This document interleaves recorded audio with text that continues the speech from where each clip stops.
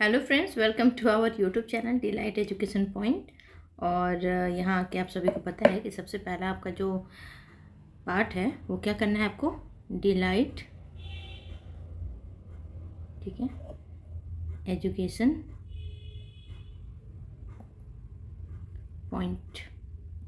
इसको खुद भी सब्सक्राइब करना है अगर आपने नहीं किया है तो, और लोगों तक भी पहुंचाना है। जिन लोगों ने अभी तक सब्सक्राइब नहीं किया उन लोगों को बोलिए कि सब्सक्राइब करें, जिससे कि ये जो है चैनल लोगों तक पहुंचे। और जो अभी तो ये चालू हुआ है, इसके आगे जब हम लोग आगे पढ़ेंगे तो हम पूरा एनसीईआरटी ख़त्म करेंगे। NCERT in the sense line by line NCERT को समझेंगे, ठीक है।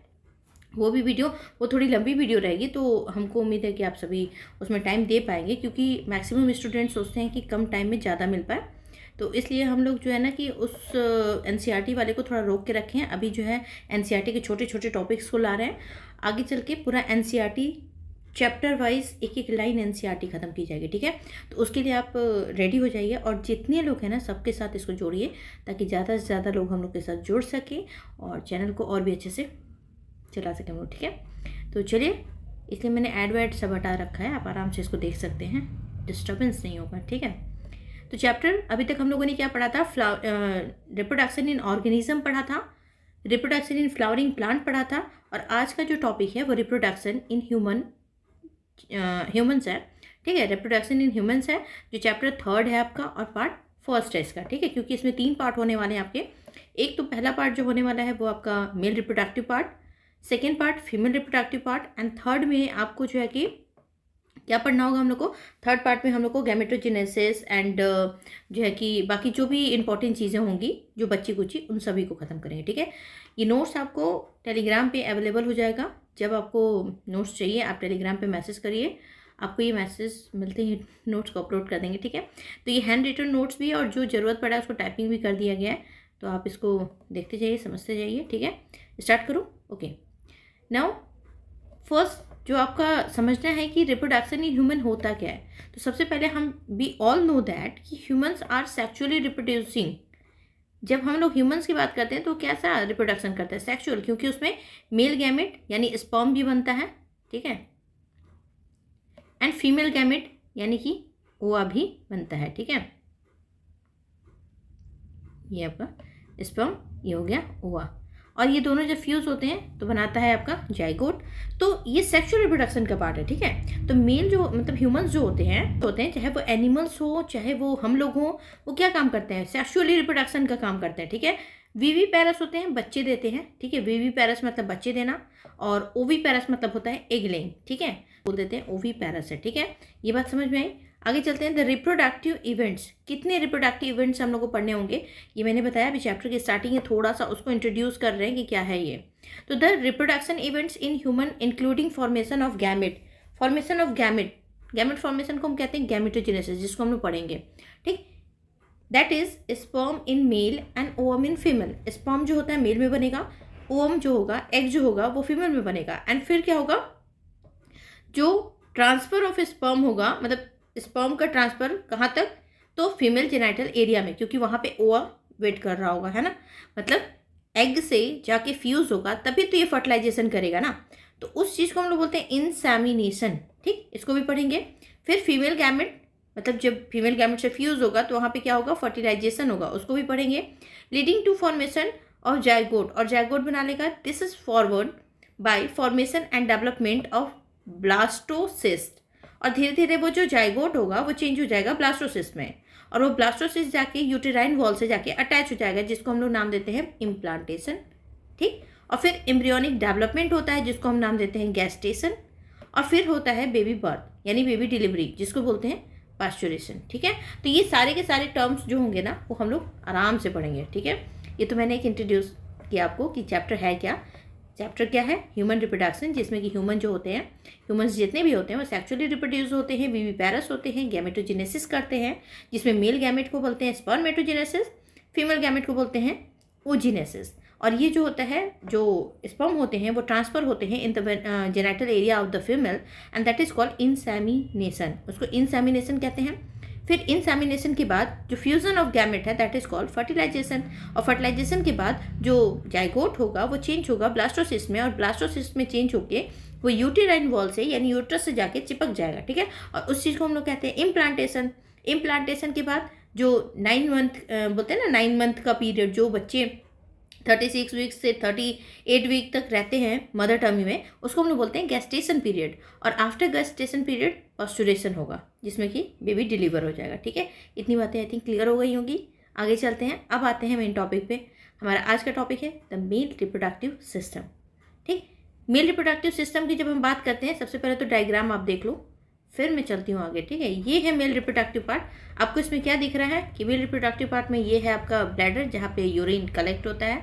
ये यूरेटर है, जहाँ से आपका जो है कि यूरिन पास होके वहाँ तक आएगा।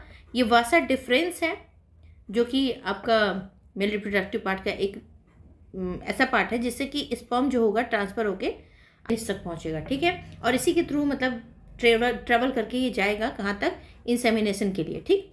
प्रोस्टेट ग्लैंड होते हैं जो हार्मोन्स एज वेल एज कुछ प्रोडक्ट सिक्रीट करते हैं, जो अभी हम बात करेंगे, ठीक है। और यहाँ पे देखिए आपको दिख रहा है scrotal. Scrotum is a very important, क्योंकि यही है जो टेस्टिस को कवर किया हुआ है, ठीक है। ये है टेस्टिस आपका, और टेस्टिस को कवर किया हुआ है, जिससे ये काम क्या करता है, तो ये टेम्परेचर मेंटेन करने का काम करता है, और साथ ही साथ टेस्टिस के जो हार्मोन्स होते हैं उन सबको भी मेंटेन करने का काम करता है। अभी उसको भी समझेंगे। ये आपका लास्ट पार्ट है जो पेनिस बोलते हैं, इसके पहले होगा ग्लास पेनिस। तो ये सारी चीज़ें ना हम एक एक करके समझेंगे। ये डायग्राम दिखाना जरूरी था ताकि आप समझ सकें कि क्या पढ़ने वाले हैं। ओके, देखिए सबसे पहले चलते हैं स्क्रोटम।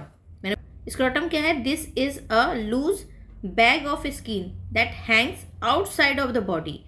ये जो होता है, ये बैग लाइक स्ट्रक्चर होता है, पाउच लाइक स्ट्रक्चर ऐसे बना होगा, ठीक है। ये पाउच लाइक स्ट्रक्चर होता है, जिसके अंदर क्या होंगे, टेस्टिस होगा, ठीक है। ये टेस्टिस, ठीक है, ये टेस्टिस होगा। और ये काम क्या करता है, ये बॉडी के बाहर होता है, ठीक है। It hold the testis in place. ये टेस्टिस को अंदर रखा हुआ है, देख रहे हैं आप, ठीक है। टेस्टिस ऑफ टेस्टिकल्स, टेस्टिकल्स भी बोलते हैं टेस्टिस को। These are a pair of egg shape. मैंने दिखाया ना एग शेप, अगर इसको ऐसे बना दीजिए आप तो एग ही तो बन जाएगा, है ना, एग, है ना। तो एग शेप होता है। फिर ये बोला gland that sit in scrotum, जो स्क्रोटम के अंदर प्रेजेंट होता है। On the outside of the body, कहाँ होता है, बॉडी के आउटसाइड में होता है। They produce sperm and testosterone. इसका काम मैंने बताया था, स्पर्म प्रोड्यूस करना, टेस्टिस का, ना कि स्क्रोटम, गलती से लिख मत दीजिएगा, ठीक है। टेस्टिस का काम है क्या, स्पर्म प्रोड्यूस करना, साथ ही साथ टेस्टोस्टेरोन हार्मोन्स को प्रोड्यूस करना, ठीक। Which is the male sex hormones, और यही होता है मेल सेक्स हार्मोन्स, कौन, टेस्टोस्टेरोन, ठीक है। Scrotum maintain the temperature of the testis at around. ये क्या करता है, टेस्टिस में टेम्परेचर को मेंटेन करता है, कितना, 34 सेंटीग्रेड, है ना। इसके अलावा अगर हम इसको देखें तो अ temperature 2 to 2.5 degree lower than the normal temperature. बाहर का जो नॉर्मल टेम्परेचर है उससे हमको कितना कम चाहिए स्पर्म प्रोड्यूस करने के लिए, तो 2 से 2.5 डिग्री सेंटीग्रेड कम करके रखता है कौन, स्क्रोटम, ताकि टेस्टिस जो है अच्छे से स्पर्म को फॉर्म कर सके। क्लियर। नेक्स्ट है the normal internal body temperature is 37 degree centigrade. At high temperature hamper the development of sperm. अगर बहुत ज़्यादा हाई टेम्परेचर रहेगा तो स्पर्म जो होगा वो नहीं बन पाएगा, वो जो स्पर्म होगा वो बनते ही डिस्ट्रॉय हो जाएगा। तो इससे क्या करता है, स्क्रोटम का काम क्या होता है, समझ लीजिए फिर से। ये बैग लाइक होता है, आउट ऑफ द बॉडी होता है, बॉडी के बाहर होता है, टेस्टिस को रखा होता है।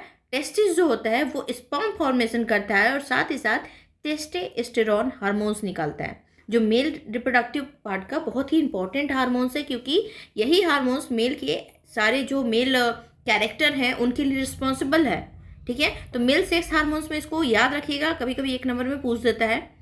इसके अलावा स्क्रोटम काम क्या करता है कि 34 डिग्री सेंटीग्रेड तक बॉडी में रखता है जो स्क्रोटम होगा। इसके मतलब करता क्या है, हम लोग को बाहर का टेम्परेचर, जो बॉडी का टेम्परेचर 37 डिग्री सेंटीग्रेड है, उससे 2 या 2.5 या 2.5 डिग्री सेंटीग्रेड क्या कर देगा, लो कर देगा, ताकि स्पर्म फॉर्मेशन अच्छे से हो पाए, ठीक है। क्योंकि स्पर्म को फॉर्म होने के लिए बहुत ही क्या कम टेम्परेचर चाहिए, बहुत कम नहीं बट कम टेम्परेचर चाहिए, ठीक है। और बहुत सारे एनिमल्स में तो अभी हम लोग पढ़ेंगे भी, बहुत सारे एनिमल में क्या होता है टेम्परेचर पे डिपेंड करता है कि मेल बनेगा कि फीमेल, है ना। तो वो सारी बातें भी इसी से रिलेट करती हैं, बट हम लोग आगे उसको पढ़ेंगे, जानेंगे उसको डिटेल में। आगे चलते हैं, अब टेस्टिस की बात करते हैं, क्योंकि दूसरा जो हम लोग टेस्टिस की बात करते हैं, टेस्टिस उससे भी ज़्यादा इंपॉर्टेंट है स्क्रॉटम से। स्क्रॉटम तो सिर्फ उसको क्या कर रहा है, सुरक्षित रख रहा है, ठीक है। स्क्रॉटम क्या कर रहा है, उसको सुरक्षित रख रहा है, पर टेस्टिस को ही रख रहा है ना। अब टेस्टिस के बारे में जान लेते हैं। टेस्टिस क्या है, in adult each testis is Oval, क्योंकि भाई स्क्रॉटम भी ओवल था, उसके अंदर प्रेजेंट है, ये भी क्या है, ओवल शेप है, with a length of about 4 to 5 centimetre. कितना, 4 to 5 सेंटीमीटर इसकी लेंथ होती है। और अगर इसकी चौड़ाई यानी विड्थ बता दे तो कितनी होती है, 2 से 3 सेंटीमीटर। तो यहाँ से एक नंबर पूछ सकता है कि what is the length of the testis, तो आपको पता होना चाहिए 4 to 3 centimetre. What is the breadth of the testis, तो आपको पता होना चाहिए 2 to 3 सेंटीमीटर। आगे बात करते हैं, the testis is cover by a dense covering. Testis जो होता है एक डेंस कवरिंग से कवर होता है, ठीक है। और वो जो लेयर होती है वो 3 लेयर से बना होता है। टेस्टिस जो होता है 3 लेयर से बना होता है। कौन कौन सी इंपॉर्टेंट है, ये आपका एक नंबर में यहाँ से भी क्वेश्चन आता है। 3 लेयर कौन कौन सी होती है, पहला लेयर होता है ट्यूनिका वेजिनैलिस, ठीक है, कौन सा, ट्यूनिका वेजिनैलिस। दूसरा लेयर होता है ट्यूनिका एल्ब्यूजिनिया, ठीक है, ट्यूनिका एल्ब्यूजिनिया। और तीसरा जो लेयर होगा वो ट्यूनिका वेसिकुलोसा होता है। फिर से समझ लीजिए, टेस्टिस 3 लेयर से घिरा है, कौन कौन सा, ट्यूनिका वल्जिनैलिस, ट्यूनिका एल्ब्यूजिनिया, ट्यूनिका वेस्कुलोसा, ठीक है, 3 लेयर से ये ढका है। और टेस्टिस की लंबाई कितनी थी, तो 4 to 5 सेंटीमीटर। और अगर हम चौड़ाई यानी कि ब्रेथ की बात कर दें तो 2 to 3 सेंटीमीटर, ठीक है। इतनी बातें समझ में आई, आगे चलते हैं। Each testis has about 250 compartment. हर टेस्टिस का भी हम डायग्राम भी आपको बता देते हैं, ठीक है। हर टेस्टिस में ना 250 कंपार्टमेंट्स होते हैं, जिसको हम एक नाम देते हैं, वो क्या होता है, टेस्टिकुलर लोब कहते हैं, ठीक है। क्या कहते हैं, टेस्टिकुलर लोब। तो कोई पूछे कि कितने टेस्टिस में कंपार्टमेंट होते हैं, तो एक टेस्टिस में 250 यानी 250 कंपार्टमेंट्स होते हैं, जिसको हम लोग टेस्टिकुलर लोब्यूल कहते हैं। Each lobule contain 1 to 3 highly coiled सेमनिफेरस tubule एक लोब में, ठीक है। अब ध्यान दीजिएगा, एक टेस्टिस 250 कंपार्टमेंट, और हर लोब में, ठीक है, जिसको हम लोग लोब कह रहे हैं, कंपार्टमेंट को क्या कह दे रहे हैं, टेस्टिकुलर लोब्यूल कह रहे हैं। और एक लोब में ना 2 से 3, ठीक है। अगर हम बात करते हैं तो 1 से 3 तक हाईली क्वाइल्ड, मतलब ऐसे ऐसे एकदम क्वाइल्ड होगा, ठीक है, क्वाइल्ड सेमनिफेरस ट्यूब्यूल होते हैं, ठीक है। क्या होते हैं, सेमनिफेरस ट्यूब्यूल होते हैं। इन विच स्पर्म आर प्रोड्यूस, जहाँ से स्पर्म क्या हो रहे हैं, प्रोड्यूस हो रहे हैं। तो सेमनिफेरस ट्यूब्यूल में क्या हो रहा है, स्पर्म बनना शुरू हो रहा है, क्योंकि वहाँ पे बाकी जो हार्मोन्स थे वो भी आएंगे, इसके अलावा जो आपके प्रोडक्ट होते हैं लाइक फ्रुक्टोज वगैरह, वो सब आके यहाँ पे मिक्स होंगे, ठीक है। तो यहाँ पे यहाँ पे जो स्पर्म है वो क्या हो रहा है, प्रोड्यूस हो रहा है, ठीक है। Each seminiferous tubule is lined on its inside by 2 types of cell. 2 type के सेल से ये कवर होता है सेमनिफेरस ट्यूब्यूल। एक होता है मेल जर्म सेल, जिसको हम लोग बोलते हैं स्पर्मेटोगोनिया, ठीक है। जो जर्म सेल होता है 2 लोब से क्या होगा, मतलब जो सेमनिफेरस ट्यूब्यूल है वो 2 लेयर से ढका होगा। एक होगा आपका मेल जर्म सेल, जिसको हम बोलते हैं स्पर्मेटोगोनिया, और दूसरा होता है सर्टोलरी सेल। इंपॉर्टेंट, याद रखिए, सेमनिफेरस ट्यूब्यूल 2 पार्ट में जो कि ढका हुआ है। एक आपका हो गया स्पर्मेटोगोनिया और दूसरा हो गया आपका सर्टोलरी सेल। अब इनका काम क्या होता है समझिए। The male germ cell undergoes meiotic division, ठीक है। अब जब हम बात करते हैं द मेल जर्म सेल, तो अंडरगो मियोटिक क्यों बोला बेटा, क्योंकि मियोटिक में बनता है 1 से 4, है ना, याद आया, मियोटिक मतलब मियोसिस। और जर्म सेल में हमेशा मियोसिस डिवीजन होता है, माइटोसिस नहीं, ठीक है। माइटोसिस कहाँ होता है, सोमेटिक सेल में होता है। जर्म सेल में हमेशा मियोसिस होगा, और मियोसिस को हम मियोटिक भी लिखते हैं, कंफ्यूज मत होइएगा, ठीक है। आगे देखिए, finally leading to sperm formation and Sertoli cell provide nutrition. अब मियोटिक डिवीजन हुआ यानी स्पर्म का फॉर्मेशन हो रहा है, और सर्टोलरी सेल क्या करेगा, बैठा रहेगा, नहीं, ये क्या काम करेगा, प्रोवाइड न्यूट्रिशन। भाई जब कोई जन्म लेता है तो उसको खाने को भी चाहिए ना। स्पर्म बन गया, स्पर्म क्या है, लिविंग सेल है, और स्पर्म लिविंग सेल है तो स्पर्म को कुछ न्यूट्रिशन भी चाहिए अपने बढ़ने के लिए, है ना। और उसको बढ़ने के लिए जो न्यूट्रिशन चाहिए वो कौन देगा, सर्टोलरी सेल। इंपॉर्टेंट है, कभी कभी क्या हमेशा ही नीट के क्वेश्चन में रहता है, which cell is provide nutrition for the sperm, तो आपको टिक मारना है सर्टोलरी सेल। और अगर जर्म सेल के बारे में पूछे तो मियोटिक डिवीजन शो करता है, जिसकी वजह से ये बनते हैं स्पर्म, ठीक है। To the germ cell the region outside the seminiferous tubule are called interstitial space. जो बाहर का जो सेमनिफेरस ट्यूब्यूल है उसके बाहर का जो रीजन है उसको नाम क्या दिया गया? इंटरस्पेशियल सेल। और ये क्या करते हैं? इंटरस्पेशियल सेल में छोटे छोटे छोटे छोटे ढेर सारे ना ब्लड वेसल्स होते हैं, ठीक है, जो क्या काम करते हैं, जो आगे चल के ना इन्हीं को इंटरस्पेशियल सेल को ही हम लोग लीडिंग सेल भी कहते हैं, ठीक है। और ये जो लीडिंग सेल होते हैं ये सिंथेसिस एंड सिक्रीशन करते हैं किसका? तो टेस्टिकुलर हार्मोन्स का। और ये टेस्टिकुलर हार्मोन्स क्या है? एंड्रोजन। मतलब दो हार्मोन्स मेल वाले पता चले कौन कौन से हैं? पहला टेस्टेस्टेरोन और दूसरा क्या था? एंड्रोजन। टेस्टेस्टेरोन ऊपर बन रहा था, बताए थे, है ना, टेस्टिस ही बना रहा था। यहाँ पे क्या है, अगर स्पेशली आपसे पूछा जाए कि इंटरस्टिशियल सेल जो होता है वो क्या करता है, तो इंटरस्टिशियल सेल या लीडिंग सेल आपका एंड्रोजन बनाता है जो कि टेस्टिकुलर हार्मोन्स है। तो ये छोटी सी बात हो गई किसके बारे में? टेस्टिस के बारे में थोड़ा पता होना चाहिए, है ना। आगे यहाँ पे स्पेशली भी दे दिया गया लीडिंग सेल और interstitial cell present around the, देखिए, सेमनिफेरस ट्यूब्यूल।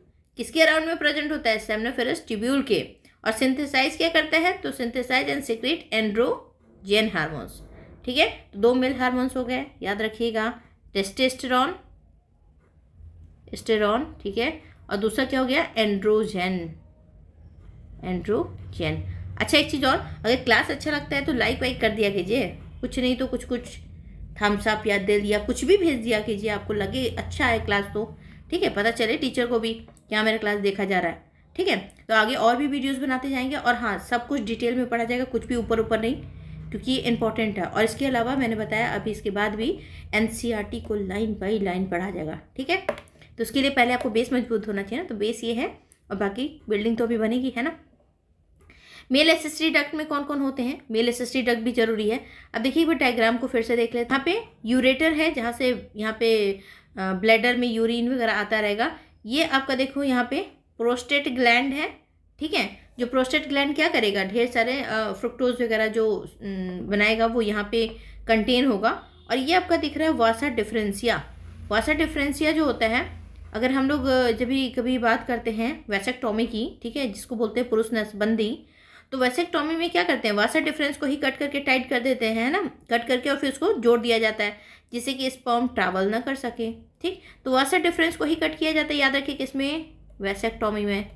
लिख लीजिए वैसेक्टोमी, ठीक है। हालांकि ये अभी पढ़ेंगे हम लोग कहाँ, ह्यूमन हेल्थ वाला है ना चैप्टर, रिप्रोडक्टिव हेल्थ, इसमें अभी पढ़ेंगे ये सारी चीज़ें, ठीक है। अब देखिए यहाँ पे यूरेथ्रा दिख रहा है आपको यहाँ पे। और इपिडिडाइमिस का काम क्या होता है? इपिडिडाइमिस जो होता है ना, इसमें स्पर्म जो होता है जब तक मेच्योर नहीं हो जाता तब तक यहाँ पड़ा रहता है, ठीक है। इपिडिडाइमिस का काम क्या है कि स्पर्म को कंटेन रखना तब तक जब तक कि वो मेच्योर नहीं हो जाता। और जैसे मेच्योर होता है फिर यहाँ से क्या होता है, ये यहाँ वासा डिफरेंसिया से ट्रैवल करके फिर प्रोस्टेट ग्लैंड से होते हुए कहाँ पहुँचेगा? पेनिस तक, ताकि वो आगे ट्रैवल कर सके, ठीक। टेस्टिस का काम बताया मैंने कि hormones, testosterone hormones as well as sperm को फॉर्म करना। स्क्रोटम का काम बताया, इसको प्रोटेक्शन देना, इसके अलावा टेम्परेचर को मेंटेन करना, ठीक है। और सेमनिफेरस वेसिकल जो है ये भी आपका आगे जो फ्रुक्टोज वगैरह है उनको मिक्स करेंगे, ठीक है। क्योंकि जो सीमेन बनता है ना, सीमेन, ठीक है, बहुत सारे बच्चे से पूछो सीमेन क्या है तो बोलते हैं कि स्पर्म है। ऐसा नहीं है, स्पर्म नहीं है बेटा, ये क्या है? यहाँ पे स्पर्म तो होगा, ठीक है, स्पर्म प्लस एक और चीज़ मिलेगी, वो होता है फ्रुक्टोज, ठीक है। तो जो एक केस होता है जीरोस्पर्मिया, ठीक है, जीरोस्पर्मिया केस जनरली मेल में जो दिखता है जिसमें कि जीरो स्पर्म होते हैं, तो उसमें क्या होता है कि फ्रुक्टोज तो बनता है लेकिन स्पर्म नहीं बनते हैं, ठीक है। तो ये कुछ केसेस होते हैं। लाइक पेट डिजीज वाला जो चैप्टर होगा, हम लोग रिप्रोडक्टिव हेल्थ जो पढ़ेंगे उसमें ये सारा चीज़ हम लोग डिटेल में समझेंगे, कौन कौन सा डिजीज होता है मेल में, कौन सा फीमेल में, ठीक है। ये सारी चीज़ें, रिप्रोडक्टिव हेल्थ को कैसे अच्छा बनाया जा सकता है, ये सारी चीज़ें वहाँ पढ़ेंगे, ठीक है। मेल एसेसरी डक्ट में देखिए, अभी मैंने बताया मेल एसेसरी डक्ट मतलब जो उनके साथ काम करती हो, ठीक है। कौन कौन सा हो जाएगा? Vasa deferentia, epididymis, vasa deferens and rete testis. They play important role in the transport and temporary storage of sperm. ये ट्रांसपोर्ट करती हैं स्पर्म को इधर से उधर और थोड़ी देर के लिए रखी भी रहती है। क्यों? क्योंकि मैंने अभी बताया आपको इपिडिडाइमिस तब तक रखा होता है स्पर्म को जब तक कि वो मेच्योर नहीं हो जाए, ठीक है। फिर ये बोला है कि transport and temporary storage of sperm on the ट्रेडी male accessory gland are seminal vesicle, prostate gland and bulbourethral gland, ठीक है, bulbourethral gland. The gland secrete fluid. ये सारे क्या सिक्रेट करते हैं? फ्लूइड सिक्रेट करते हैं. ये फ्लूइड किस काम में आते हैं? तो एक तो लुब्रिकेंट का काम करेंगे, ठीक है. स्पर्म को ट्रैवल करने के लिए कुछ ऐसा मीडियम होना चाहिए, लाइक अब मैं बता देती हूँ, सुनिए ध्यान से. अगर लुब्रिकेंट का काम करेगा कैसे?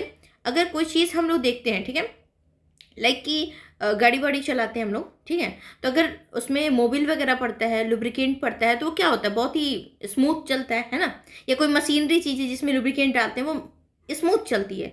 लेकिन अगर उसको लुब्रिकेंट की कमी हो जाए या फिर वहाँ पे चीज़ें ना प्रोवाइड की जाए तो वहाँ क्या हो जाता है? बहुत ही रफ हो जाता है. लाइक आप भी ज़मीन पे अगर चलिए तो बहुत ही आराम से चलते हैं, लेकिन अगर अभी कोई पानी ढेर सारे गिरा दे तो आप क्या करते हैं? फिसल जाते हैं ना. तो that is called lubricant. Lubricant क्यों प्रोवाइड कर रहा है? ताकि स्पर्म जल्दी से ट्रैवल कर सके. अब इतना माइटोकॉन्ड्रिया नहीं है कि वो 5-6 दिन ट्रैवल कर सके. उसके पास इतना ही पावर है कि वो कितने दिन तक, मतलब एक मैक्सिमम टाइम जो होता है 48 आवर्स होता है, उसके नीचे स्पर्म जो होते हैं रहते हैं. तो जनरली लुब्रिकेंट से वो जल्दी ट्रैवल कर सकता है, ठीक है. तो लुब्रिकेंट प्रोवाइड करते हैं. The reproductive system and the sperm get dispersed in the fluid which makes their transportation into the female body easier. मैंने अभी बताया ना, ये क्या करेगा? ट्रांसपोर्टेशन में ईजी हो जाएगा. वो तुरंत मेहनत नहीं करनी पड़ेगी. लाइक हम लोग एक्टिव पैसिव ट्रांसपोर्ट जब पढ़ते थे तो हम लोग क्या करते थे बेटा? वहाँ पे जब लोग एक्टिव ट्रांसपोर्ट पैसिव ट्रांसपोर्ट पढ़ते थे तो उसमें क्या एटीपी कहाँ ज़रूरत होता था? जहाँ पे ज़रूरत होता था वहाँ मेहनत करना पड़ता था, और जहाँ एटीपी की ज़रूरत नहीं होती थी वहाँ मेहनत नहीं होती थी, प्लांट वाले में, है ना. तो यहाँ पे क्या हो रहा है? यहाँ पे फ्लूइड दे दिया जा रहा है, भाई जाओ आराम से जाओ. लुब्रिकेंट दे दिया जा रहा है कि तुम्हारी मेहनत ना लगे, ठीक. The fluid is rich in, किसमें रिच होता है फ्लूइड? ये अभी बाद में पढ़ेंगे, यहाँ गलती से आगे, ठीक है. The fluid is rich in fructose होता है उसमें. एस्कॉर्बिक एसिड होता है, ठीक है. एस्कॉर्बिक एसिड किसको कहते हैं? विटामिन सी, ठीक. सर्टेन एंजाइम, कुछ एंजाइम होते हैं. They also provide nutrition and activity of the sperm. हाँ देखिए, इसमें क्या होता है? फ्रुक्टोज होता है, एस्कॉर्बिक एसिड होता है और एंजाइम होते हैं जो क्या प्रोवाइड करते हैं? न्यूट्रिएंट देते हैं इसको, ताकि ये एक्टिवेट हो सके और स्पर्म को आराम से आगे भेज सके, ठीक है. अब कुछ और भी जान जाते हैं, कुछ और जो यूरेथ्रल मीडियम का क्या काम है वो भी जान जाते हैं. तो इजैकुलेटरी डक्ट, इजैकुलेटरी मतलब होता है जो स्पर्म इजैकुएट करेगा, स्पर्म को बाहर निकालना, सीमेन को बाहर निकालना इजैकुएशन कहलाता है, ठीक है. तो ejaculatory duct store and transport the sperm from testis. ये स्पर्म को टेस्टिस से स्टोर करके और बाहर ट्रांसपोर्ट करने का काम करते हैं to outside through the urethra. और ये कैसे भेजेंगे? तो यूरेथ्रा के थ्रू. अभी हम लोग डायग्राम में देखे थे, यूरेथ्रा दिख रहा था, तो यूरेथ्रा के थ्रू आगे बढ़ेगा, ठीक है. विच ओरिजिनेट फ्रॉम यूरेनरी ब्लैडर. जो कहाँ से यूरेथ्रा बना है? तो ओरिजिनेट कहाँ से हुआ है? तो आपका यूरेनरी ब्लैडर से. And extend through the penis. और कहाँ तक गया है? तो पेनिस तक. और स्पर्म को कहाँ तक पहुँचना है? तो पेनिस तक पहुँचना है, तभी तो इजैकुएट होगा. और इजैकुएट होगा तभी तो फीमेल जेनिटल एरिया तक पहुँचेगा जहाँ पे वो फ्यूजन करेगा, है ना. External opening urethral meatus. और जो एक्सटर्नल ओपनिंग होती है उसको हम लोग नाम देते हैं यूरेथ्रल मेटस, ठीक है. इंपॉर्टेंट है. आगे देखिए, उसके आगे क्या होता है? The penis is male external genital area. हम लोग क्या कहते हैं पेनिस को? Male external genital area. And the it enlarge end of penis is called glans penis. और जो लास्ट पार्ट होता है पेनिस का, उस पार्ट को हम लोग कहते हैं ग्लांस पेनिस. और जो उसके ऊपर स्किन लगी होती है, लाइक अगर हम लोग ये स्ट्रक्चर देखते हैं तो यहाँ पे ये यहाँ ऐसे बना होगा, ठीक है. तो इसको बोलेंगे हम लोग क्या? फोर स्किन, ठीक है. और इसको बोलेंगे ग्लांस पेनिस, ठीक है. Glans penis, clear. तो ये स्ट्रक्चर जो होता है ना, जनरली आपको अभी मैं दिखा भी देती हूँ ऊपर बना के, ठीक है. या फिर बना होगा तो उसमें दिखा देते हैं. अब देखिए यहाँ पे, ये देखिए यहाँ पे ये जो स्किन दिख रही है ना, इसको बोलेंगे हम लोग क्या? ग्लांस पेनिस, ग्लांस पेनिस, ठीक है. और इस वाले एरिया को कहते हैं हम लोग क्या? तो फोर स्किन बोलेंगे, ठीक है. ये स्किन ढका होगा ग्लांस पेनिस को. यहाँ पे देखिए यूरेथ्रा दिख रहा है, यूरेथ्रा के थ्रू ये आपको पॉइंट वाइज दिखाया गया है, ठीक है. यहाँ से देखिए, यहाँ से पहले सबसे पहले वासा डिफरेंस में गया. वासा डिफरेंस से कहाँ आया? तो प्रोस्टेट ग्लैंड में मिक्स हुआ, उसमें जो भी फ्रुक्टोज वगैरह मिक्स होने थे, क्योंकि यहाँ सेमिनल वेसिकल बना रहा है तो यहाँ पे मिक्स हुआ, ठीक है. और यहाँ से फिर आया यूरेथ्रा में. यूरेथ्रा से ये जो है कि कहाँ पहुँचा? तो ग्लांस पेनिस में, और फिर ये इजैक्यूएट हो जाएगा, ठीक है। इसमें इपिडिडाइमिस का काम है क्या, तब तक रखना है स्टोर करके जब तक कि वो मेच्योर ना हो जाए। आई थिंक उम्मीद करते हैं समझ में आया होगा। अब जरा स्पर्मेटोजेनेसिस देख लेते हैं हम लोग। सबसे पहले तो स्पर्मेटोजेनेसिस समझ लेते हैं। स्पर्मेटोजेनेसिस में सबसे पहले बना स्पर्मेटोगोनिया। क्या बना, स्पर्मेटोगोनिया। स्पर्मेटोगोनिया यहाँ पे दिख रहा है आपको, ठीक। अब स्पर्मेटोगोनिया में हुआ माइटोसिस। क्या हुआ, माइटोसिस, मियोसिस नहीं, ध्यान दीजिएगा। स्पर्मेटोगोनिया में माइटोसिस होता है, जिससे कि प्राइमरी 1 और 2 ही दिख रहे हैं ना आपको। तो ये क्या बन रहा है, प्राइमरी स्पर्मेटोसाइट बन गया, ठीक है। अब इस प्राइमरी स्पर्मेटोसाइट में जब फर्स्ट डिवीजन ऑफ मियोसिस होगा, यहाँ पे प्राइमरी लिख दिया गया, यहाँ पे सेकेंडरी होगा, ठीक है, यहाँ प्राइमरी। अब देखिए प्राइमरी स्पर्मेटोसाइट में जब फर्स्ट मियोटिक डिवीजन हुआ, मतलब मियोसिस हुआ, तो सेकेंडरी स्पर्मेटोसाइट बन गया। यहाँ देखिए, यहाँ पे डिवीजन हुआ, ये देखिए 1 2 3 4, क्योंकि यहाँ पे हुआ है मियोसिस। क्या हुआ है, मियोसिस, ठीक है, मियोसिस। पहला मियोसिस कहाँ हुआ है, यहाँ पे हुआ। देखिए प्राइमरी स्पर्मेटोसाइट ये है, क्योंकि दूसरा पेन ले लेते हैं। ये जो है ना, ये दिख रहा है आपको, ये प्राइमरी स्पर्मेटोसाइट है जहाँ पे मियोसिस हुआ है, फर्स्ट डिवीजन ऑफ मियोसिस, जहाँ पे 4 बने, ठीक है, दिख रहे हैं ना, क्योंकि मियोसिस में 1 से 4 बनता है। अब यहाँ पे देखिए ये दिख रहा है ना, किसी भी एक को ले लेंगे, ऐसा नहीं कि किसी एक को ले लेंगे। यहाँ पे सेकेंडरी स्पर्मेटोसाइट इनको कहेंगे, और सेकेंडरी स्पर्मेटोसाइट में फिर डिवीजन हुआ, कौन सा, तो मियोटिक डिवीजन, और फिर मियोटिक डिवीजन से फिर 4 बन गए। ये क्लियर दिखाया गया, ये देखिए, ये जो दिखा ना, ये क्लियर कि 1 से भाई 2 बने, 2 से फिर 4 बने, ठीक है। तो ये आपका दिखा सेकेंडरी स्पर्मेटोसाइट, इसको बोला गया है, ठीक है। और यहाँ पे इससे 2 बने, फिर 2 से 4 बने, यानी कि सेकेंड मियोटिक डिवीजन के बाद स्पर्मेटिड्स बने, ये स्पर्मेटिड्स है, ठीक। और लास्ट में इनसे क्या बन गया, स्पर्मेटोजोआ बन गया। क्लियर है। अब इसको अच्छे से समझ लेते हैं। देखिए फिर से समझ लेते हैं हम लोग, एक बार बना के भी समझा देती हूँ। सबसे पहले देखिए यहाँ पे था, देखिए समझा देती हूँ। यहाँ पे सबसे पहले था स्पर्मेटोगोनिया, ठीक है। स्पर्मेटोगोनिया में हुआ क्या, मियोसिस। स्पर्मेटोजेनेसिस वेरी इजी, इसको टफ नहीं बनाना है आपको, इतना खोचमोच मत करिए, इसको समझिए। पहली बार स्पर्मेटिड्स बना, नहीं सॉरी, इसको समझिए। पहली बार क्या बना, स्पर्मेटोगोनिया, और स्पर्मेटोगोनिया में हुआ माइटोसिस। माइटोसिस से बना 2 में फिर इसको हम लोग बोले प्राइमरी स्पर्मेटोसाइट्स, ठीक है। इसमें हुआ मियोसिस, ठीक है, लेंगे चारों को में से किसी एक को, उसको बोलेंगे सेकेंडरी स्पर्मेटोसाइट्स। इनमें फिर मियोसिस डिवीजन हुआ और बना क्या, स्पर्मेटिड्स, और यही स्पर्मेटिड्स आगे बन के स्पर्म बना दिए, और इसको हम लोग बोल दिए क्या, क्या बोल दिए, इसको बोलते हैं हम लोग spermatogenesis.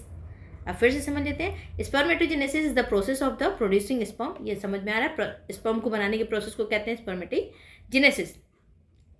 From the immature germ cell in male, कहाँ से बनता है, तो इमेच्योर जर्म सेल से, ठीक है। और धीरे धीरे मेच्योर होता जाएगा तो बना लेगा क्या, स्पर्म।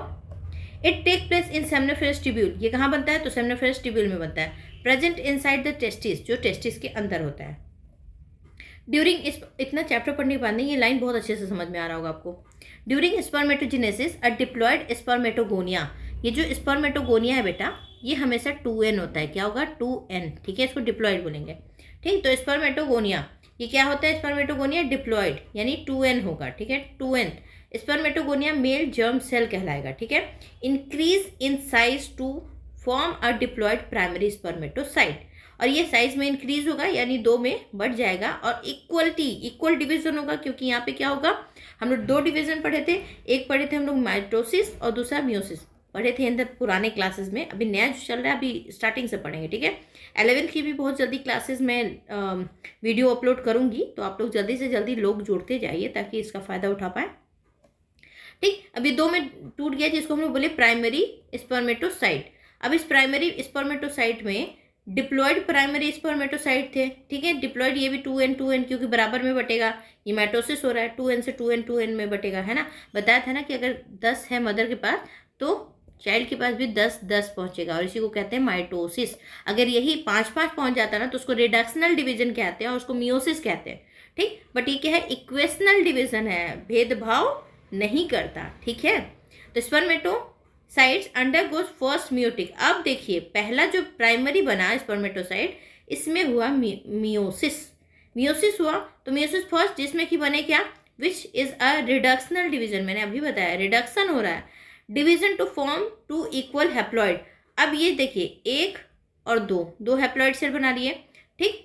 अब इक्वल हैप्लॉइड सेकेंडरी स्पर्मेटोसाइट, और इनको बोल दिया गया सेकेंडरी स्पर्मेटोसाइट। अब ये जो सेकेंडरी स्पर्मेटोसाइट है, each secondary spermatocyte then undergoes second meiotic division. अब जितने हैं ना सब के सब किस में जाएंगे, सेकेंडरी मियोसिस में, ठीक है। अब सेकेंडरी मियोसिस में जाएंगे तो ये जो दिख रहे थे आपको भी 2, 2 से क्या बन गया, 4 बन गया, ठीक है। और ये जो 4 बने हैं undergoes second meiotic division, meiosis second जिसको कहा गया है, to form the equal haploid spermatids. और ये जो 2 बने थे ना, इनसे क्या बन गया बेटा, 4 बन गया, 1 2 3 4, 4 बन गए, ठीक। और hence are diploid spermatogonium produce 4 haploid spermatids. These spermatids are transferred into the spermatozoa and sperm by the process called spermatogenesis। फिर से समझ लेते हैं क्योंकि ये आपके पेपर में पूछा जाता है ना। देखिए सबसे पहले तो ये दिख रहा है ना आपको, ये है आपका स्पर्मेटोगोनिया, ठीक है। स्पर्मेटोगोनिया दिख रहा है जिसमें हुआ माइटोसिस, ठीक है। यहाँ पे लिख देते हैं माइटोसिस, माइटोसिस। और माइटोसिस मतलब हम लोग जानते हैं भेदभाव नहीं, मतलब 10 था तो 10 यहाँ भी पहुँचा, 10 यहाँ भी पहुँचा। इसके बाद हुआ एक सेल ले लेते हैं जिसमें हुआ मियोसिस फर्स्ट, यानी कि यहाँ पे 5 पहुँच गया और यहाँ भी 5 पहुँच गया, ठीक। अब इसमें वापस ये दोनों जो दिख रहे हैं, यहाँ पे दिख रहे हैं ना, ये दोनों मैंने 4 यहाँ पे क्यों बनाए, क्योंकि ये जो इस किसी मतलब इसको हटा देते हैं अभी, ये एक ही है, तो यहाँ से क्या हुआ ना, यहाँ 2 बनेगा और यहाँ 2 बनेगा। लेकिन हम यहाँ पे इसको और इजी करने के लिए यहाँ नीचे बताया है ताकि आपको और अच्छे से समझ में आए। तो ये जो दिख रहा है ना 2 बने हैं, 1 से 2 बने, ये 2 को हम लोग बोलते हैं मियोसिस सेकेंड होगा, यानी सेक्सिस, जिसमें कि बनेगा 4, यानी इन्हीं 2 को हम यहाँ दिखाए हैं पर्पल कलर का, कंफ्यूज मत होइएगा, ठीक है। अब ये 2 से बन गया 4, 4 दिखा नहीं यहाँ पे, इसको बोलते हैं स्पर्मेटिड्स, और यही 4 से बनेगा स्पर्मेटोजोआ, जो हम लोग बोलते हैं स्पर्म भी बोलते हैं स्पर्मेटोजोआ को। तो क्लासेस कैसी लगी, अगर अच्छी लगी तो लाइक करिए, सब्सक्राइब करिए और बाकियों से शेयर करिए। कल पढ़ेंगे फीमेल रिप्रोडक्टिव पार्ट, और उसके आगे ना हम लोग पढ़ेंगे गैस्टेशन, फिर उसके बाद क्या बोलते हैं कि मेंस्ट्रुअल साइकिल, ये सारी चीज़ें पढ़ेंगे। थोड़ा थोड़ा करके पढ़ा रही हूँ ताकि आपको अच्छे से क्लियर कट समझ में आए। चैप्टर्स इंपॉर्टेंट है, क्लास 12 के हैं, तो आप एक एक लाइन पढ़ते जाइए और बाद में एक बार हम लोग रिपीट करेंगे एनसीईआरटी को भी, और मुझे नहीं लगता कुछ भी छूटेगा, ठीक है। चलिए फिर तब तक के लिए सभी को बाय एंड फिर मिलेंगे। चलिए, थैंक यू सो मच।